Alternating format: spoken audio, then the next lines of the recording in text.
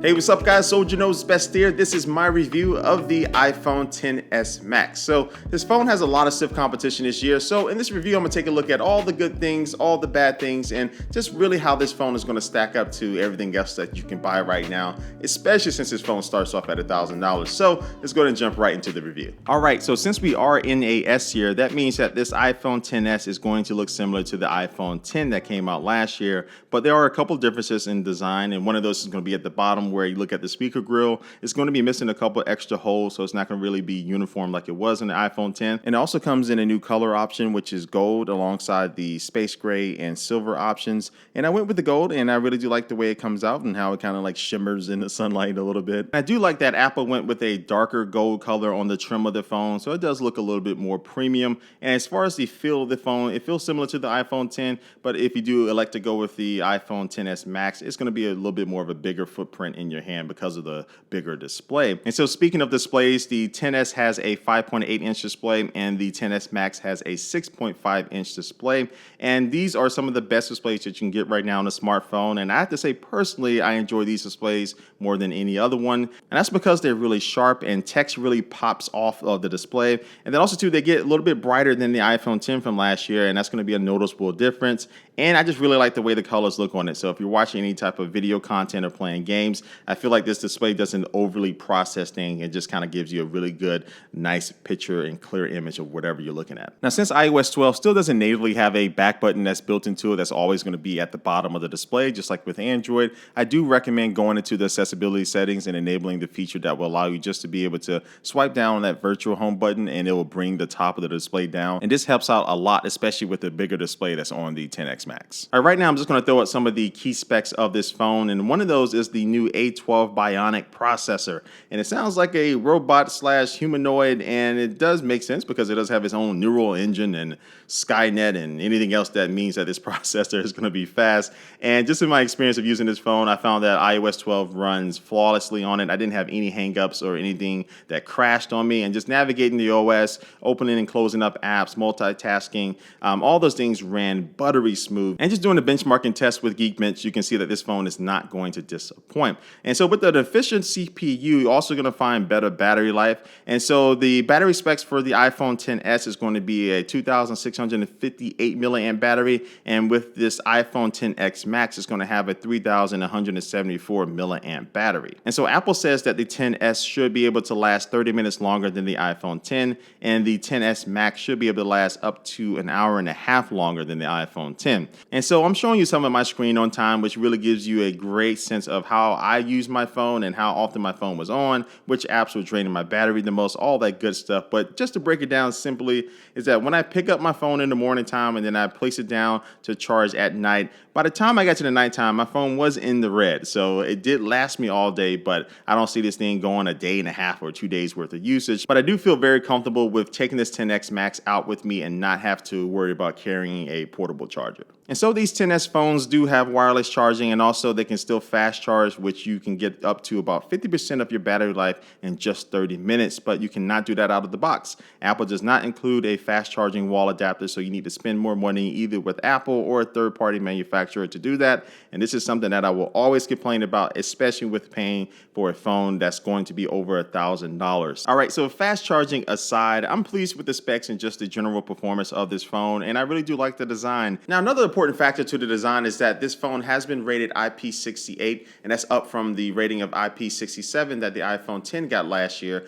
And so this basically going to mean it's going to have better water and dust resistance, and you still don't want to go intentionally swimming with this thing, but if you do accidentally get it wet or you pour water over it inside of a flower bowl like I'm doing now, it should be just fine. And so with good hardware, you do need good software, and these XSs do run iOS 12, and iOS 12 is just a refinement of what iOS is, and basically gives you more control over how you use your phone and even when you use it. And a couple of examples of that include screen time, which will allow you to be able to limit your access to certain things that you can do on your phone. So you can choose in downtime just to pretty much only give yourself access to critical apps like your phone or your messaging app and email, Or you can go into the app limit section and limit yourself to a specific genre of apps for a limited amount of time. So say you or your kids are addicted to social media, you can go in there and set it to only allow you to use social media apps for 3 hours through Monday through Friday. And then on the weekend, since you have a little bit more time, you can bump that limit up to 4 or 5 hours. And then iOS 12 has some general tweaks that really just make everyday use better.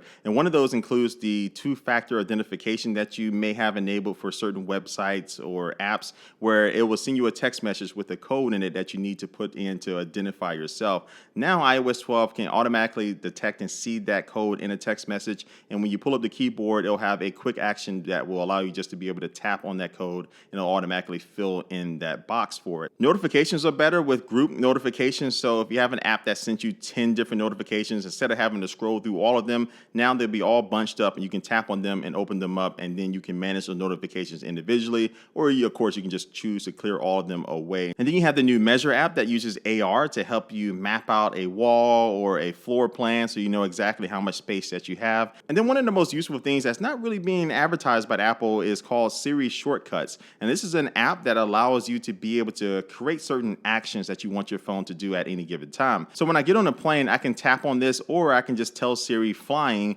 and now it will go ahead and start this chaining of events, which includes putting my phone into airplane mode, but also turning my Wi-Fi and Bluetooth back on so I can connect to the internet and connect to my Bluetooth headphones. It'll go ahead and start playing my favorite travel playlist with my favorite songs in it, and then also it will turn the brightness down on my display. And then I have another shortcut that's called landing that will basically undo most of these things that I've done and do a couple other things that I like to do automatically when I land. So this is just the beginning of what Siri Shortcuts can do. You can get way more complicated or just do more other simple things that kind of make your everyday life a little bit better. And you can also easily share these, so there's going to be websites and things that are going to have some shortcuts that the community has made that you can go ahead and put on your phone that will help make your life a little bit easier. So Siri Shortcuts is something that I think in the future is going to get even bigger. And so moving from something that's very useful like Siri Shortcuts over to something that's incredibly goofy but still fun at the same time, and it's called Memoji. And Memoji is basically a step up from Emoji, which allows you to create your own avatar of yourself, and then you can use the true depth camera system on the front of your phone to kind of control it, and you can stick your tongue out and do all cool things. And so you can use this in a FaceTime call, or you can just send it as a video clip in iMessage. It's just something that is cool to play around with,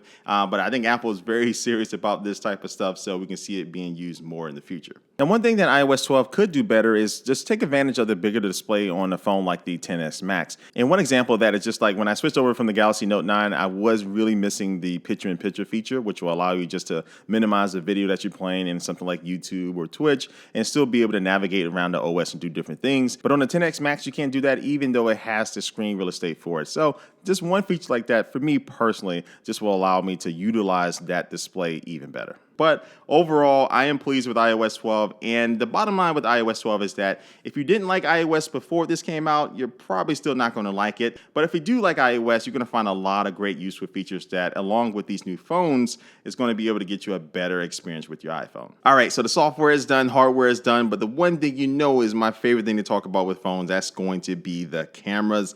And the cameras on this iPhone XS are simply better than the iPhone X and better than a lot of other competition on the market. And so on the back, you have dual 12 megapixel cameras that do have improved sensors inside of them, but the biggest new feature for these cameras is going to be something called Smart HDR. And this is going to be mostly software based, where HDR stands for high dynamic range. So the camera's going to be taking some photos, whether it's going to be a little bit brighter, a little bit darker, some right in the middle, and it's going to be combining all of them to make a really nice one single image out of them. And so you can really see Smart HDR start to work when you have a light source in front of you like the sun, where normally it would kind of just be overpowering and just the glare would be too much. But now with Smart HDR, it is a little bit more controlled, and I feel way more confident at taking a picture like this where the sun is directly in front of me. And this also comes into play at nighttime. I found that the images on this compared to the iPhone X were definitely better, and I could see a lot more detail, the sharpness a little bit better, and the overall picture was way more pleasing to look at. And so portrait mode has been improved, and it's going to be better at isolating you from the blurred background.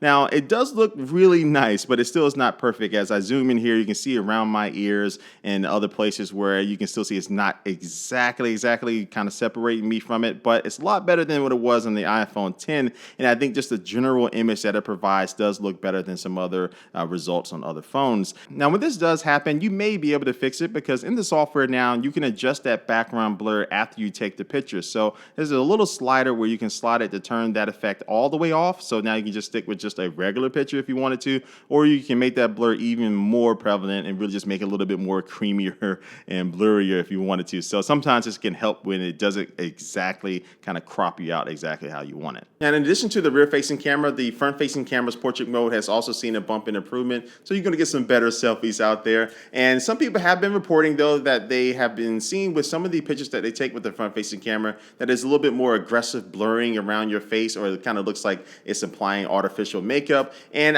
you can see that in some cases, especially in low light pictures. But for the most part, I've been very pleased with the front-facing pictures that I've been able to take. And if it is going to be applying some type of blur on my face, I think it's more likely due to trying to reduce the noise in an image, especially if it doesn't have enough light coming through. So again, me personally, I don't have a problem with it, but it may be a personal preference whether you like what you're seeing from the front-facing cameras. But honestly, I don't think it's that big of a deal. And so generally, the photos that these phones put out are going to be a little bit more on the warm side, meaning that the color is going to have a little bit more type of orangey type of vibe to them. And just like last year, these phones can do a great job at recording 4K video. They're going to be really smooth with the optical image stabilization in both of the cameras, and also too just a great color in general. And now with these new 10Ss, you do have 4 omnidirectional microphones built inside of them, so you can record stereo audio now along with your video. And that does make a significant difference, especially when playing back the video on the iPhone XS, since the speakers are way better at providing a more fuller sound. And here's an example of that.